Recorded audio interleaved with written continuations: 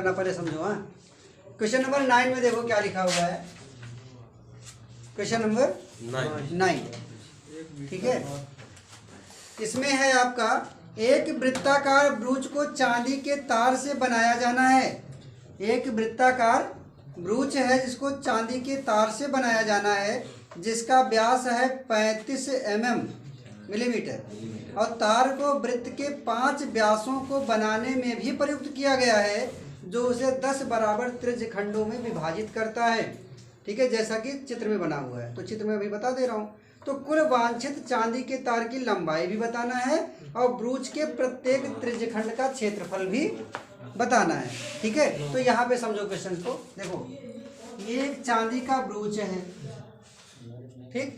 इसका जो डायमीटर है भैया वो 35 mm का है। कितने का? 35 mm का पूरा है।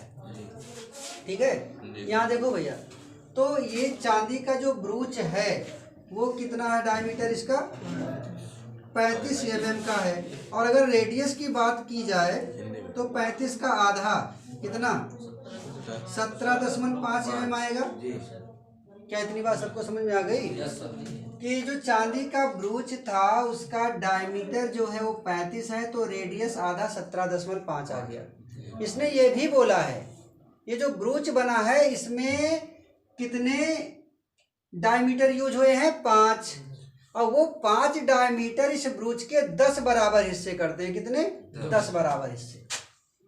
ठीक है, कितने हिस्से भैया? 10 बराबर हिस्से। 1 2 3 हो गया 1 2 3 4 5 6 7 8 9 10। बताओ, बात समझ में आई?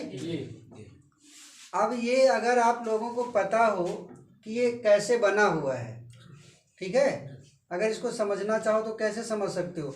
ये पूरा और ये सब भी तार से ही बना हुआ है। समझे कि नहीं समझे? हैं? समझ रहे हो ना? जैसे मान लो कहीं पे आपने देखा हो किसी दीवार में जो एयर वाला नहीं लगा होता है, छोटी सी विंडो जिसको बोलते हो, ग्रिल का बना हो, लोहे का बना हो, तो ऐसे डिजाइन सपोज कर लो वो बनी हुई है। इतनी बात समझ में आ गई? चलो, तो डायमीटर 35 था भैया, तो रेडियस आपको मिल गया कितना? यहाँ से यहाँ तक कितना मिल गया? 17.5 मिल गया। और यही तो सबका होगा, सबका होगा। पहला क्वेश्चन क्या है? इसमें बोला है कि जितना तार लगा है उसकी लंबाई बताओ। जितना भी चांदी का तार लगा है उसकी लंबाई बताओ। मतलब चांदी के तार की कुल लंबाई बतानी है। तो बताओ भैया, लंबाई कैसे बताओगे? लंबाई बताओगे ऐसे कि आप यहाँ से शुरू करो और यहीं पहुँच जाओ। तो इतना ये इसको बोलते हैं परिध। इसको क्या बोलते हैं? परिध। तो सबसे पहली बात तो आपने परिध निकाल दी। इसमें ये भी तो है भैया, जैसे आपने इसको तो निकाल दिया। अब समझ लो, जैसे मैं ग्रिल नहीं बता रहा हूँ, जो लोहे की ग्रिल होती है, तो बाहर वाला ये इतना हिस्सा परिध हो गया। और क्या क्या चीज़ है इसमें? ऐसे ही 5 डायमीटर भी तो हैं, ये आपके 5 व्यास भी तो हैं। तो कितने हैं? 5 क्या है? व्यास है। बताओ, क्लियर हो गई बात? परिधि का फार्मूला 2 पाई r होता है और 5 गुणे व्यास। व्यास भैया कितना है? 35 दिया हुआ है। ठीक। अब हमने यहाँ पे क्या किया? 2 लिखा, पाई की वैल्यू 22/7 लिखी और r आपका कितना है? 17.5 है। और चाहे 17.5 कहो, चाहे इसको आप 35/2 ही लिखा रहने दो। ऐसे लिखा रहने देने से बड़ा फायदा होता है, काटने में आराम रहता है। फिर वैसे फिर डेसिमल वाला मल्टीप्लाई। अब यहाँ पे देखो, इन दोनों को गुणा कर दो, इन दोनों को, तो 5 बचे 25 और 5 थे 15 और 2 17। ठीक। अब यहाँ पे देखो, ये वाले 2 से ये वाला 2 कट गया, 7 से 5 कट गया, तो ये आपका 110 आ गया। 5 दूना 10, 5 दूना 10, 111 प्लस 175, तो ये हो गया 285। तो 285 mm कुल लंबाई है तार की। बताओ, इतनी बात सबको समझ में आ गई? हाँ बताओ। ये वाला नहीं जी, 5 से जो काटा था 35, ये 7 5 35 और 2 से 2 कट गया। 5 दूना 10 और 5 दूना 10 और 1 11। और प्लस 175 जोड़ोगे 285 mm आ गया। जी। कितनी बात क्लियर हो गई?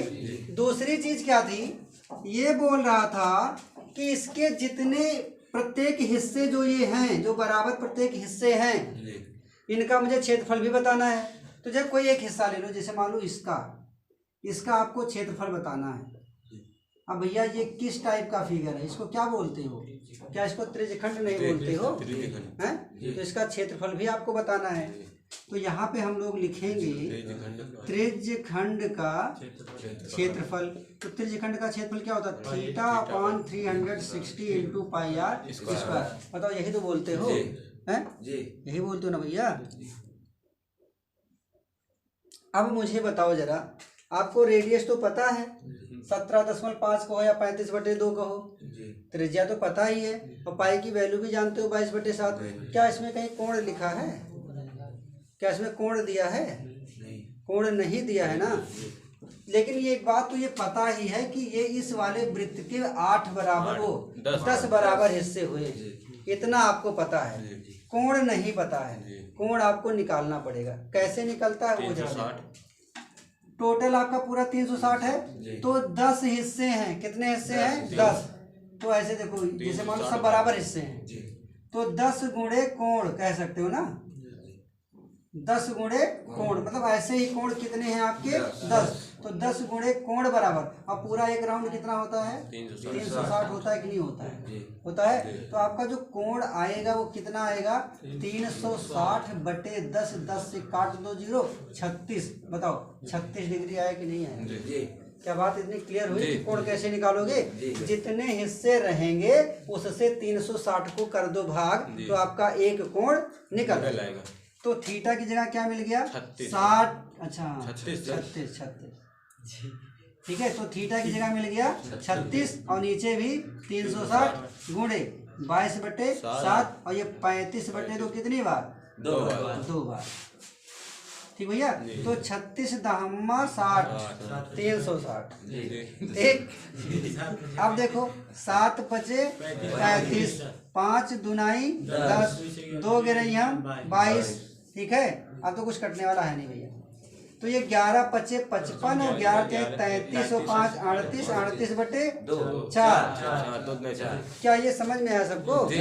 36 से कटा 10 आया, 7 से कटा तो 5 आया, और इस 5 से ये 10 कट गया, इस वाले 2 से ये 22 कट गया। तो 11 का 35 में पूरा करेंगे 385, 2 दुनाई 4। अब इसी को भाग देना है। 4 9 36, 2 बचा, 4 छंग 24, 1 बचा, 4 दुनाई 8, 2 बचा, 4 पंचे 20। तो 96.25 mm स्क्वायर, यही आपका एरिया आ जाएगा एक ब्रूच के हिस्से का। बताओ भैया, क्लियर?